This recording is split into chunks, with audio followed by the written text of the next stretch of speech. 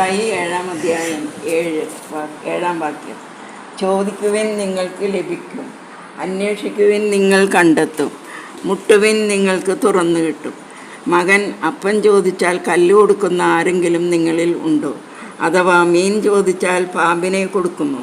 മക്കൾക്ക് നല്ല വസ്തുക്കൾ കൊടുക്കണമെന്ന് ദുഷ്ടരായ നിങ്ങൾ അറിയുന്നുവെങ്കിൽ നിങ്ങളുടെ സ്വർഗസ്ഥനായ പിതാവ് തന്നോട് ചോദിക്കുന്നവർക്ക് എത്രയോ കൂടുതൽ നന്മകൾ നൽകും.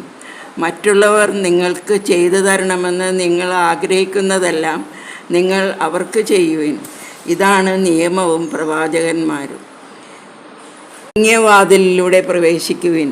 വിനാശത്തിലേക്ക് നയിക്കുന്ന വാതിൽ വിസ്തൃതവും വഴി വിശാലവുമാണ്. അതിലെ കടന്നു പോകുന്നവർ വളരെയാണ് താനും.